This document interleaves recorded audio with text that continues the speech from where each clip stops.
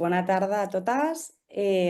Com us deia, aquesta tarda tenim la quarta píndola formativa online per a famílies de persones amb discapacitat de DINCAT.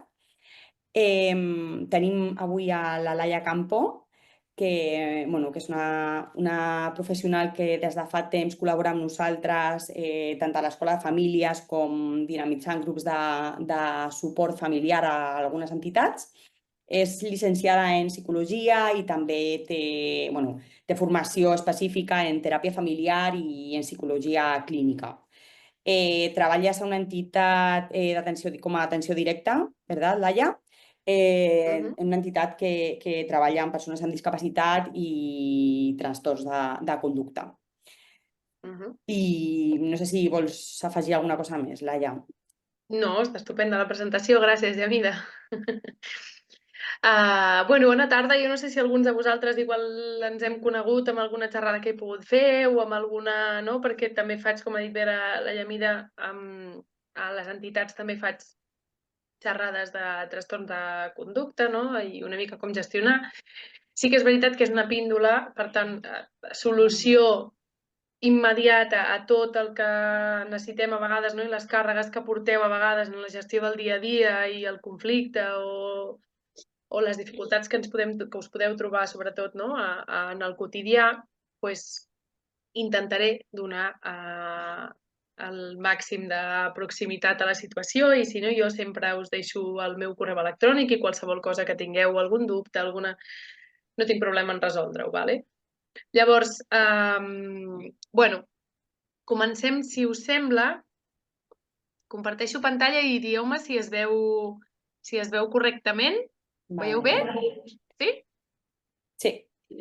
Vale. Llavors, comencem parlant una miqueta de què és aquest. Ho faré una pinzellada i intentaré que sigui el més àgil possible. Vale? Algunes veureu que potser alguna diapositiva la passo perquè l'explico més genèrica. Vale? Començarem una mica primer definint què és un trastorn de conducta, no? I el trastorn de conducta podríem dir que parlem de trastorn de conducta d'aquelles conductes. A veure, deixo de compartir perquè vull veure-us la cara. Quan parlem de trastorn mental en general, i el trastorn de conducta és un més, parlem de conducta inadequada i de conducta problema, i el trastorn mental és un seguit d'aquestes conductes inadequades o conductes problema que acaben generant un problema en el quotidià. És a dir, per exemple, jo us faria una pregunta. Ara sí, connecteu micròfons, perquè si parlo sola és horrorós. A mi no m'agraden les xerrades així. Llavors,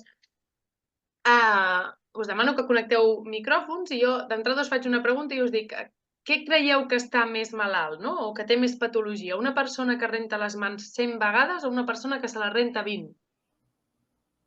Aparentment, què contestaríeu? 100, no? La de les 100 vegades. A vegades diríem 100, no? Sí, molt bé. Doncs ara la meva resposta, i és una resposta que és genèrica en salut mental i també en els trastorns de conducta, jo us diria que una persona que se la renta 100, sí, per rentar-se les mans no deixa d'anar a la feina o a estudiar, no deixa el vincle o les xarxes socials, no s'aïlla del seu entorn, no? I continua més o menys amb el seu quotidià, per molt que renti les mans 100 vegades, direm que és un maniàtic.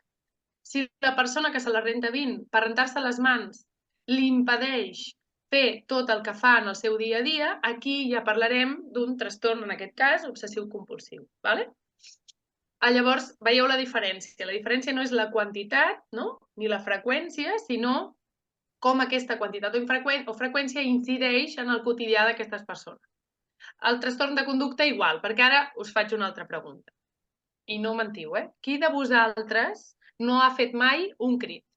O al revés, fer la pregunta al revés. Qui ha cridat alguna vegada? Jo. Vinga, el grup de famílies aixeca la mà.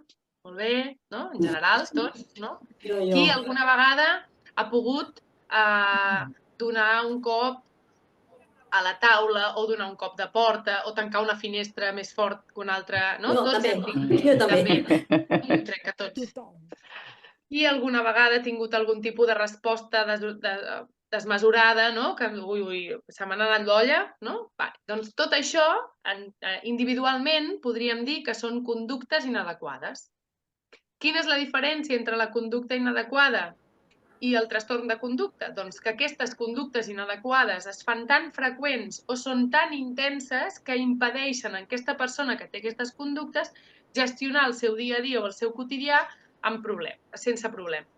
No? Llavors, són persones que per fer aquest tipus de conductes o per tenir aquest tipus de conductes estan més aïllades o estan més o els han fet fora d'algun recurs o no els deixen accedir al pavelló olímpic o no poden anar a la piscina o els han fet fora d'un centre comercial. No, m'invento situacions del quotidià que el que acaben fent és aïllar aquesta persona i, per tant, generar-li un impacte en el seu contacte amb la societat, ja sigui a nivell de relacions o ja sigui a nivell de...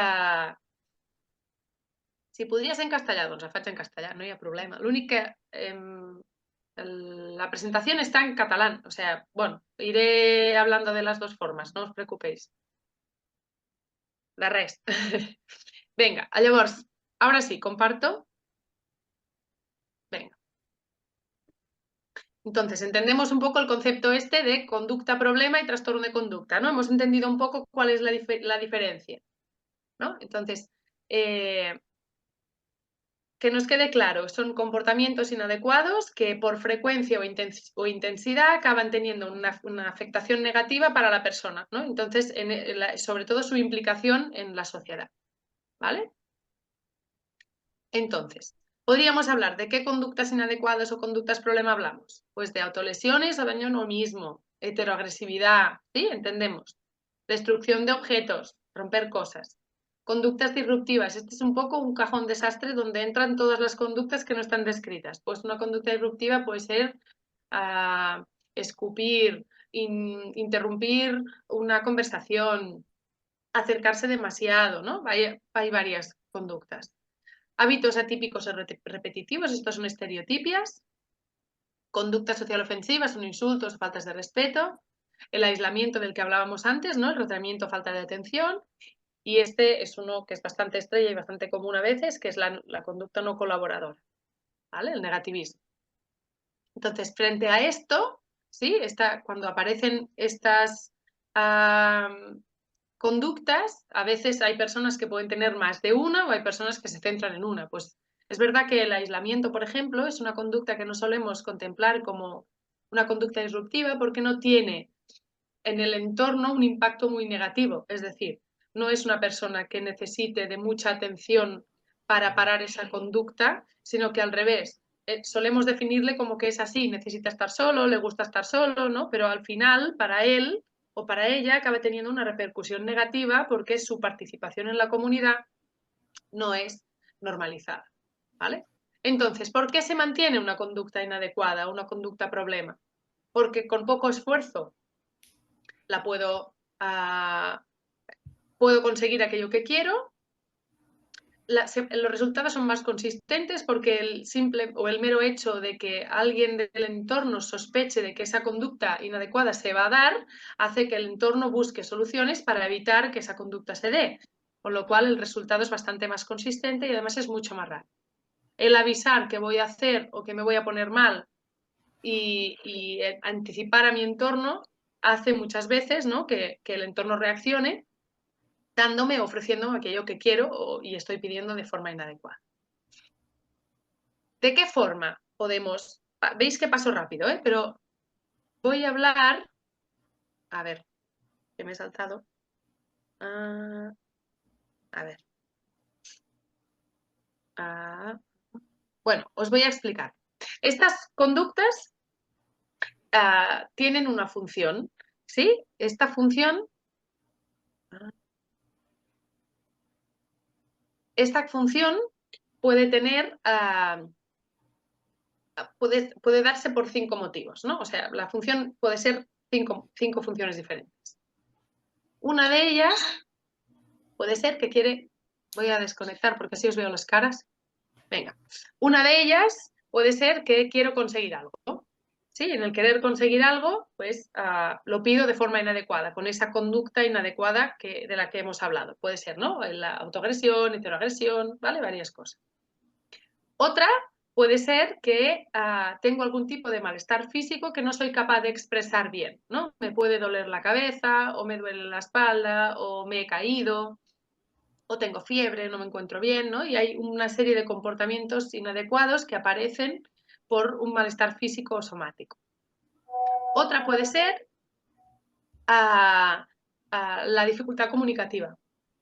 Una dificultad comunicativa puede significar pues que el hecho de que el entorno no me entienda, dificulta muchas veces que yo sea capaz de explicar lo que me pasa, y entonces busco de forma inadecuada esa atención, ¿no?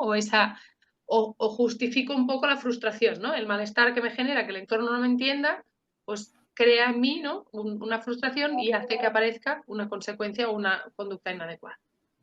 Puede ser que quiera evitar algo, que no quiero hacer algo, no quiero ir a algún sitio, no me quiero duchar, no quiero... varias cosas podemos contemplar. Y la última, y no menos importante, es que puede haber algún tipo de alteración sensorial. ¿Qué significa?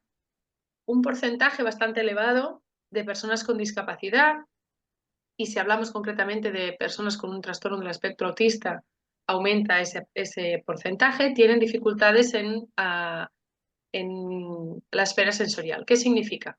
Que pueden ser sensibles, demasiado sensibles a algunos estímulos, o o poco sensibles a unos estímulos, y entonces la conducta inadecuada se puede dar para responder a esa necesidad de entrada sensorial. O porque estoy saturado y soy hipersensible en alguno de los sentidos, y mi reacción y mi respuesta es exagerada porque me está agobiando o saturando ese estímulo, o porque realmente no percibo ese estímulo y estoy buscando de forma inadecuada cómo entrar. Por ejemplo, una autolesión puede responder a una necesidad de entrada sensorial. Un mordisco, un golpe en la cabeza, el aplaudir constantemente, el rascado, puede significar, ¿no? Puede tener un sentido, o le podemos dar una explicación desde la parte más sensorial. Puede ser alguien con una hiposensibilidad a nivel táctil y necesita esa entrada sensorial y lo hace de una forma inadecuada. Incluso autolesionándose a veces. ¿Sí? ¿Me he explicado? ¿Sí? Sí. Puede ser que esa parte sensorial se dé en un entorno y de repente digas, ostras, sin motivo aparente, de repente grita, o de repente llora, o de repente sale corriendo, o de repente canta, o de repente hace un ruido como muy repetitivo, ¿y esto qué es? Pues todo esto puede responder a esta parte sensorial que no acaba de estar bien trabajado, bien encajado, por lo menos no somos conscientes de ello. ¿Vale? Entonces, con estas 5 funciones, lo que planteamos, lo que se plantea, ¿sí? ¿Os ha quedado clara? O sea, la primera es que quiero conseguir algo, quiero evitar algo, tengo algún tipo de malestar físico o somático, puede que sea un problema de comunicación, ¿no? El entorno no me entiende y eso me genera malestar, ¿no? Y la última es esta cuestión sensorial. ¿Hasta aquí entendemos bien? ¿Queréis que especifiquen alguna más concreta? ¿No? De la parte sensorial, yo le puedo pasar a Yamira, si queréis. Desde la entidad donde yo trabajo, tenemos un grupo de trabajo de estimulación sensorial, y hace un par de años creamos un manual para que se pueda entender un poco más, de una forma muy sencilla, toda esta parte sensorial, donde se describen cuáles son los posibles problemas y posibles comportamientos que van asociados a un problema sensorial. Y entonces a veces este manual se publicó al final y lo tengo, si queréis, informatizar, o sea, digital, y se lo puedo mandar a Yamida para que os lo mande y por lo menos os lo podáis leer, si podéis encontrar ahí en algún rincón de ese manual y os puede ayudar en algo. ¿Vale? Entonces, seguimos. Vuelvo a compartir pantalla. Yamida, recorda'm que t'ho he d'enviar Sí, sí, lo he apuntado. al manual. Vale. Compartimos de nuevo. Vale, entonces, una vez ya sabemos un poco las funciones de esa conducta, por qué se puede mantener o por qué puede existir, nos planteamos de qué forma podemos abordarla. Entonces, es verdad que cuando hablamos de apoyo conductual positivo, ¿no? O intentamos buscar de una forma positiva el corregir según qué conductas, ¿no? Es verdad que yo os puedo decir por mi experiencia durante muchísimos años trabajando con personas con alteraciones conductuales que el trabajar con refuerzos funciona. Sí que hay veces que hay comportamientos que hay que trabajar con consecuencias. Es decir, eso va un poco en función de la capacidad cognitiva que tiene la persona con la que estamos trabajando para que cambie esta conducta. Es decir, si estamos hablando de una persona que tiene cierta capacidad de razonamiento, cierta capacidad de comprensión de lo que ha pasado, del hecho, ¿no? Podemos trabajar también las consecuencias. Entonces, con esto no quiero que entremos en la cabeza de que vivimos en los mundos de Yuppie y encima que lo hace mal y se comporta mal, vamos a reforzarle. No. Yo creo que por un lado, sobre todo vuelvo a repetir, para aquellas personas que tienen capacidad de reflexión, de poder comprender la consecuencia, ¿no? Para aquellos que no la tienen es como mucho más sencillo no trabajarlo. Aún así, el refuerzo funciona. Entonces, vamos a ver de qué forma podemos gestionar, ¿no? Y crear, o sea, pasar de una conducta inadecuada a lo que llamamos conducta alternativa. La conducta alternativa es la conducta que vamos a reforzar para que la conducta inadecuada desaparezca. ¿Sí? Ahora os pondré un ejemplo. ¿De qué forma lo podemos hacer? Pues vemos aquí un cuadro para trabajar con el refuerzo. Os voy a explicar un poco esto que tenéis aquí, son técnicas de modificación de conducta.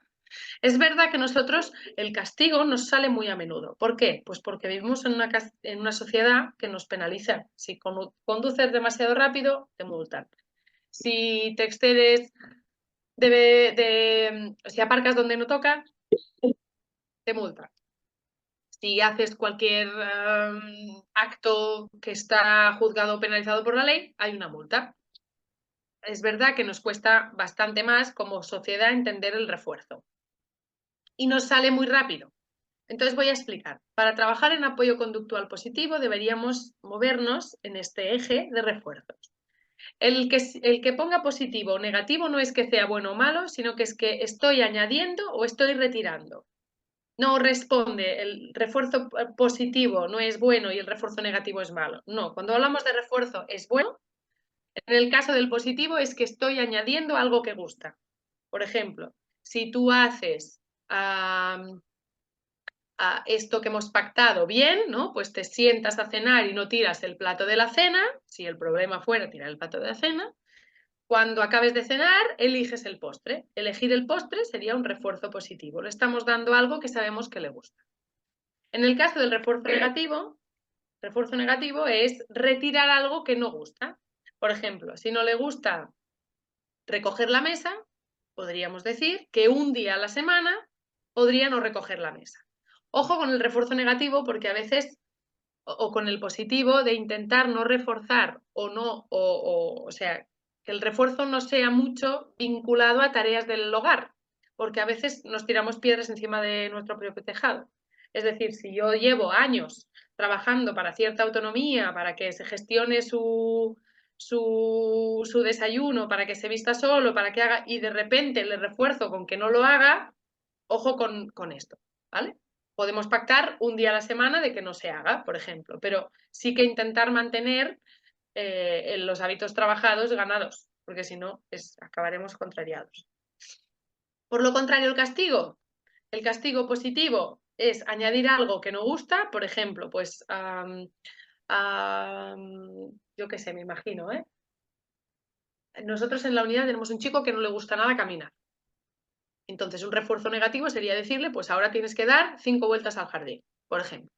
Sería añadirle algo que no le gusta. ¿Vale? Y el castigo negativo es que retiro, lo tenemos muy a mano. Retiro algo que gusta. Te has quedado sin la consola, sin el móvil, sin la tele, sin la Play. Podemos aquí, ¿no? O no te voy a dar la paga semanal, ¿no? Por ahí podemos tenerlo. Pero más o menos yo lo que quería era que os ubicarais más o menos en el eje de los refuerzos.